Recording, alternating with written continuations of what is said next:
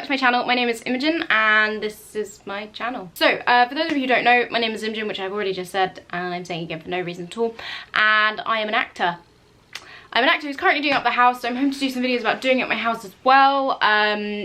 My partner Edward and I own a house together and it looks like a mess at the moment because he's an engineer and likes to do things straight from like the beginning himself. So we have no plaster on the walls, the ceilings have all been ripped down, everything is a mess, and we're not living in it. This is Ed's parents' house, but we kind of have like our own little living room here.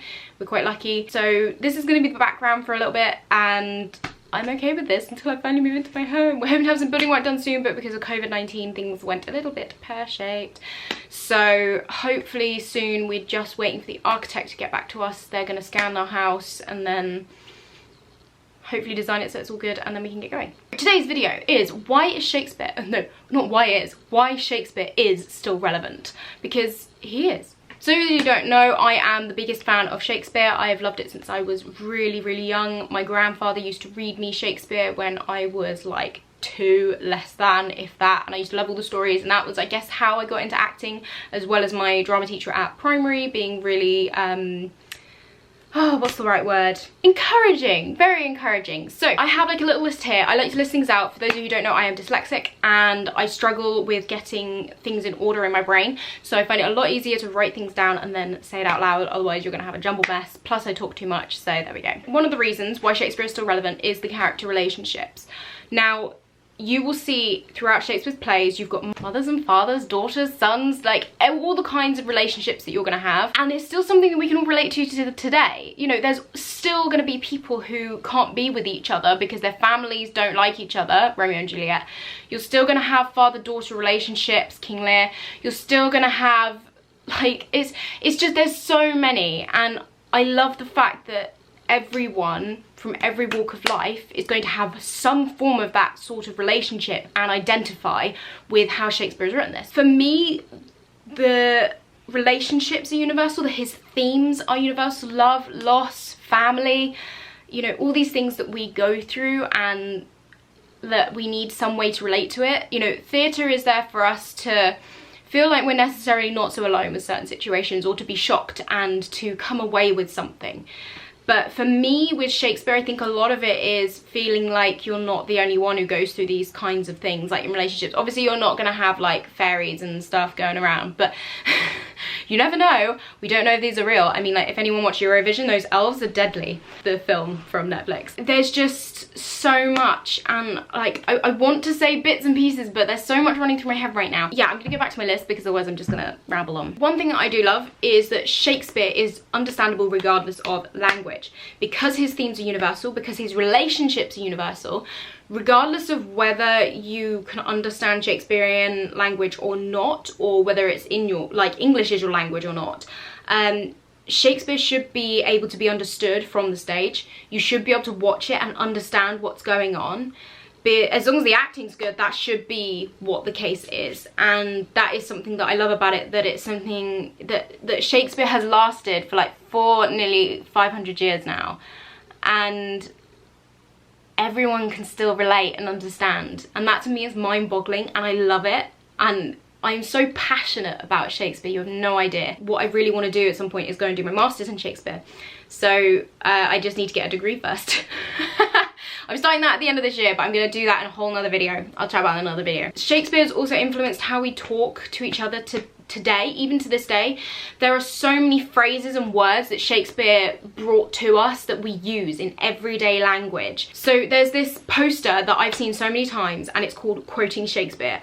And it goes through this whole mill of basically phrases and words that we use from Shakespeare and that Shakespeare created, and that here's the reason that we use these to this day. Now, Bernard Levin is the guy who wrote this all up together, and you need to go and check it out. I will have either just put the picture in or I'll put it in again now, just in case you missed it, and I will link it down below. You can buy a copy of this at the Globe. I'm going to eventually get a big ass copy put into our house when we're over there. I'm going to have like a little Shakespeare area, just because I love Shakespeare so much and I have to have that. Ed's having his his workshop, he's got his space, I am Shakespeareifying the house. That's just the end of it. So the phrase vanished into thin air, that is from Shakespeare. Tongue-tied, hoodwinked, seen best days, too much of a good thing, foul play, good riddance, semi-packing, all of those are phrases from Shakespeare. We would not be talking about those today if it wasn't Shakespeare. He's still relevant, we still use his language, we still use all of that in our everyday talking to each other, everyday speech. Okay, so my battery just died, and if we're at a different pose and angle, I'm sorry if it's annoying for you, but my battery died and I had to change it. Going on charge. Where was I? Yes, so we use Shakespeare in everyday language. We cannot deny this. I know some people do support the Oxfordian theory. If you don't know what the Oxfordian theory is, it is where they believe that the Earl of Oxford was actually the guy who wrote the Shakespearean plays. Wrote Shakespeare's plays, and that Shakespeare was a front for that, because being in his position of earldom, I believe it was the Earl. Was it the Earl of Oxford? It was the Earl of Oxford. Boom! Edward de Vere. So I did get my facts right. So there is that theory, and I personally believe that wherever the works came from, they're fantastic, and that whoever wrote them, just know you're still loved to this day, especially by me. Now, I think that Shakespeare's still relevant today because as actors, we perform a lot of Shakespeare.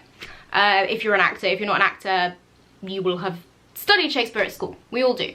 And basically, I don't know if anyone watches Timothy West and Prunella Scales. They have a TV series about narrowboating. I love narrowboats, so I watch them, and they always call Shakespeare the guy who pays the rent, because there are so many performances of it always going on. That is what a lot of actors can use to pay your rent, because it's always work from the bard. I've never been paid to do Shakespeare, actually, and I would love to at some point. So if anyone wants to hire me, hit me up. And another fact that I learned today, and I didn't know, was that the planet Uranus has 27 moons, the majority of which are named after Shakespearean characters. There's a little bit of trivia for the day. That's our thing that we have learnt. Overall, that is my feelings on Shakespeare. I don't want to make this a long video. I'm going to try and make my videos 5 minutes, unless I'm doing vloggy videos. I'm sorry I haven't put any vlogs up for the last few weeks. I started my new job, and I'm working at a care home, for those of you who don't know, working as a healthcare assistant, and I have just been knackered because I'm doing 12-hour days. It's a lot of work, very rewarding though, and I am enjoying it, especially where at the moment with COVID-19, of course, theatres, filming, that is kind of like stopped for the meantime. So I'm doing this for a while because also I'm doing up a house, we need money and life. Anyway guys, for those of you who want to, you can follow me on all my social medias. I'm at Imogendsc for everything. I'll put it up here. It'll all be linked down below anyway. Don't forget to hit the subscribe button to hear more theatrical things about life as well, and I'm going to be doing eventually some house reno vlogging and showing you how to do plumbing and bits, because Edward's an engineer, he knows his shit, and I love him. Where am I going from here? Also, I will be bringing back to live theatre book club. Everything has just been hectic. My mental health took a little bit of a downturn just because of everything with COVID, and I think everyone else has experienced that. So I will be putting back together theatre book club. I will be doing it every 2 weeks, not every week, and not once a month. I felt like once a month was too little and every week was just too much, because I like to really I like to rest and digest my plays. So, and I wanted to make sure that it gave other people a chance to read it. I know plays aren't long and they don't take too long to read, but some people do. I'm dyslexic, I take that a little bit longer, so I completely understand that. And yeah, I will be doing that. I'll be doing that over on Theatre Book Club. I'll link that down below as well, because I have a separate Instagram for that. And yes, nice to see you. Thank you for joining me today and learning a little bit about Shakespeare. If you didn't know, and why Shakespeare is still relevant to this day, I love him. You should love him too. If you don't, please leave. I shall see you through a lens sometime very, very soon.